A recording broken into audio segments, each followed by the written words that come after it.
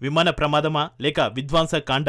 Air India AL171 క్రాష్పై Shiv Sena నేత MP Sanjay Raut సంచలన వ్యాఖ్యలు చేశారు.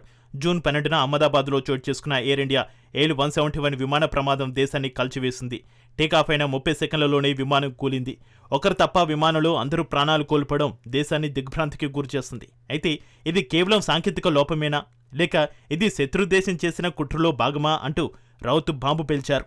అహ్మదాబాద్లో 241 మంది మృతి చెందిన ఎయిర్ ఇండియా విమాన ప్రమాదంలో విధ్వంస కోణాన్ని తోసిపుచ్చలేమన్నారు శివసేన యూబీటీ ఎంపీ సంజయ్ రౌత్. ఆయన ప్రమాద ఘటనపై అనేక ప్రశ్నలు లేవనెత్తారు. సైబర్ దాడులతో భారతదేశ సైనిక స్థావరాలను లక్ష్యంగా చేసుకోవడానికి ప్రయత్నిస్తున్నందున ఏదైనా శత్రుదేశ విమాన వ్యవస్థపై ఏదైనా సైబర్ దాడి చేసిందా అని ఆయన అనుమానం వ్యక్తం చేశారు. సాధారణ ప్రమాదమని చెప్పడానికి ఇది చాలా పెద్ద విషయమన్నారాయన. సైబర్ దాడుల కోణాన్ని ఊహిస్తూ తీవ్ర సందేహాలు వ్యక్తం చేశారు. విమానయాన రంగ నిర్వహణపై, బోయింగ్ ఒప్పందాలపై, అలాగే కేంద్ర ప్రభుత్వ తీరుపై ఆయన చేసిన ప్రశ్నలు ఈ ప్రమాదం చుట్టూ ఒక కొత్త దిశలో దర్యాప్తు జరగాల్సిన అవసరాన్ని ఆయన వ్యాఖ్యలు కలిగిస్తున్నాయి. తాను నిపుణుడిని కానని, కానీ టేకాఫ్ అయిన 30 సెకండ్లలోపు అహ్మదాబాద్లో కూల్పిన ఎయిర్ ఇండియా విమానంలో విధ్వంసం గురించి తీవ్రమైన ప్రశ్నలు ఉన్నాయన్నారు. సైబర్ దాడులతో మన సైనిక స్థావరాలను లక్ష్యంగా చేసుకోవడానికి ప్రయత్నిస్తున్నందున ఏదైనా శత్రుదేశ విమాన వ్యవస్థపై ఏదైనా సైబర్ దాడి చేసిందా అన్న ప్రశ్నను రౌత్ విలేకరుల సమావేశంలో లేవనెత్తారు. దానికి సంబంధించి అనేక ప్రశ్నలు లేవనెత్తారు. బోయింగ్ ఒప్పందం జరిగినప్పుడు బీజేపీ దానిని వ్యతిరేకించిందని, ఆ సమయంలో ప్రఫుల్ పటేల్ పౌర విమానయాన మంత్రిగా ఉన్నారన్నారు. ఇప్పుడు ప్రజలు విమానాలలో ప్రయాణించడానికి భయపడుతున్నారని విచారం వ్యక్తం చేశారు. విమానయాన రంగానికి నిర్వహణ కీలకం.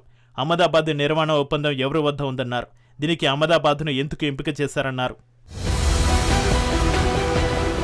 అహ్మదాబాద్ విమానాశ్రయం నుంచి వచ్చిన విమానానికి ఎందుకు ప్రమాదం జరిగింది? విమాన శిథిలాల విషయంలో ప్రమాదం మంత్రులు ప్రవర్తించిన తీరు నిజంగా విచారకరమని ఆయన అన్నారు. జూన్ 12, 2025న అహ్మదాబాద్ నుంచి ఘాట్విక్ విమానాశ్రయానికి బయలుదేరిన AL171 ప్రమాదానికి దారితీసిన కారణాలను పరిశీలించడానికి ప్రభుత్వ ఉన్నత స్థాయి కమిటీని ఏర్పాటు చేసింది. శత్రు దేశాల నుంచి భారత సైనిక స్థావరాలపై జరుగుతున్న సైబర్ దాడుల దృష్ట్యా విమాన నియంత్రణ వ్యవస్థలపై సైబర్ దాడి జరిగి ఉండే అవకాశం ఏమిటన్న సందేహాన్ని సంజయ్ రౌత్ వ్యక్తం చేశారు. విమానయాన రంగ నిర్వాహక చర్యలపై కేంద్ర ప్రభుత్వ తీరుపై ఆయన ఆగ్రహం వ్యక్తం చేస్తూ ప్రమాదం వెనుక నిగూఢ కోణాలు దాగున్నాయేమోనని అనుమానం వ్యక్తం చేశారు. ఇప్పటికే కేంద్రం ఒక ఉన్నత స్థాయి కమిటీని నియమించిన నేపథ్యంలో ఈ విమాన ప్రమాదం కొత్త మలుపు తిరిగే అవకాశాలు కనిపిస్తున్నాయి.